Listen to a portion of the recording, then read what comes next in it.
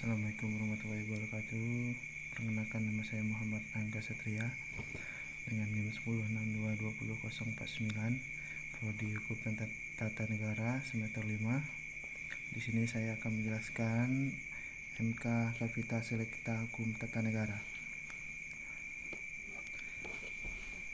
Kapita Selekta Hukum Tata Negara adalah mata kuliah yang mempelajari isu-isu besar dalam hukum tata negara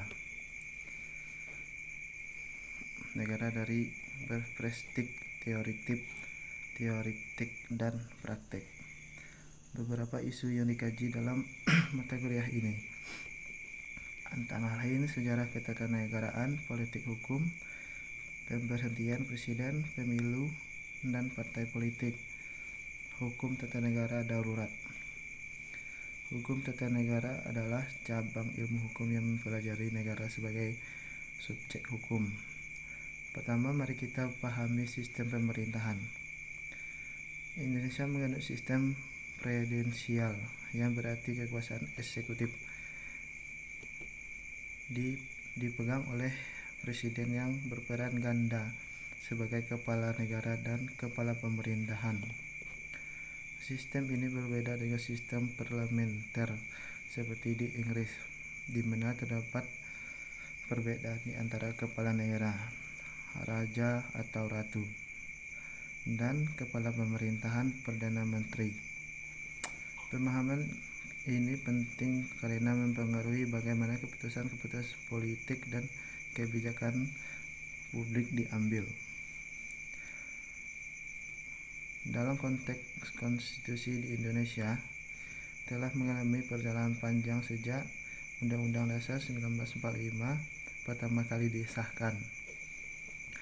Amandemen Undang-Undang 1945 yang dilakukan sebanyak 4 kali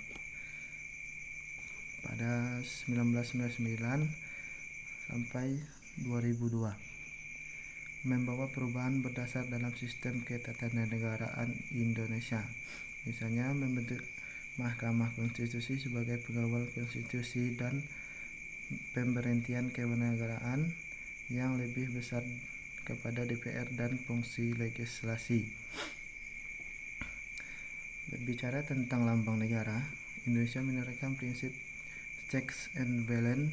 Checks and balance adalah prinsip ketatanegaraan yang mengharuskan cabang-cabang kekuasaan negara saling mengontrol dan menjaga keseimbangan. Prinsip ini bertujuan untuk mencegah salah satu cabang kekuasaan negara melampaui batas kekuasaan yang seharusnya dan saling menjatuhkan. Prinsip checks and balance sangat penting dalam demokrasi modern. Prinsip ini membantu mencegah kekuasaan terpusat terlalu banyak di salah satu sistem pemerintahan. Beberapa dampak positif dari penerapan prinsip checks and balance di antara lain mencegah demokrasi dan kesewenangan dari salah satu lembaga, menjamin bahwa berbagai macam pandangan dan kepentingan terwakili dalam proses demokrasi. Namun, penerapan prinsip checks and balance juga dapat berdampak negatif, yaitu ketika ditemukan kesepakatan dalam perundingan yang berimbas pada kebentukan dan penghentian proses pembuatan undang-undang. Prinsip checks and balance sering dikaitkan dengan Amerika Serikat, tetapi prinsip ini merupakan inti dari semua demokrasi modern. Indonesia juga menerapkan sistem checks and balance dalam sistem pemerintahannya, di mana setiap lembaga negara memiliki mekanisme untuk saling mengawasi dan mengimbangi. Misalnya DPR memiliki fungsi pengawasan terhadap eksekutif, sementara presiden memiliki hak veto dalam pembentukan undang-undang. Mahkamah Konstitusi dan dapat membatalkan undang-undang yang bertentangan dengan konstitusi. Melalui mekanisme ini, judicial review adalah mekanisme pengujian peraturan perundang-undangan yang dilakukan oleh lembaga yudikatif. Proses judicial review dapat dijelaskan dalam beberapa tahapan berikut ini. 1. Tahapan permohonan. Tahap 2. Tahapan legislasi. 3. Tahapan pemeriksaan. 4. Tahapan pemeriksaan persidangan. A. 1. Sidang pemeriksaan. 2. Sidang pleno. 5. Tahapan putusan. 6. Tahapan pelaksanaan. 7. Jangka waktu. 8. Pihak-pihak yang terlibat. 9. Aspek penting dalam proses. 10. Output dalam proses.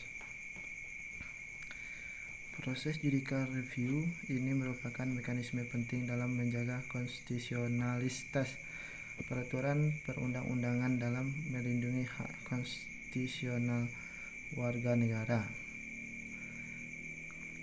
Aspek penting lainnya adalah demokrasi dan pemilu. Indonesia menganut sistem demokrasi Pancasila yang memiliki ciri unik, menggabungkan nilai-nilai demokrasi universal dengan nilai-nilai kearifan lokal. Pemilu merupakan perwujudan kedaulatan rakyat yang dilaksanakan secara langsung, umum, bebas, rahasia, jujur, dan adil. Otonomi daerah merupakan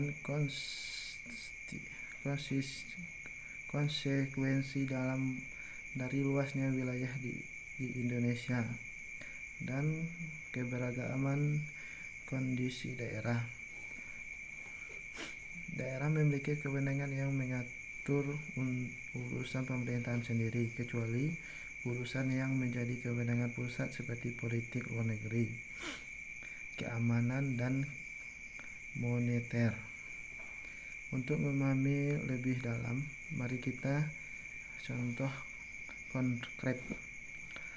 Ketika terjadi penyelesaian hasil pemilu, proses yang melibatkan berbagai aspek hukum tata negara, Mahkamah Konstitusi akan mengenai peradilan ini, menggunakan prinsip-prinsip konstitusional dan putusannya bersifat final dan mengikat.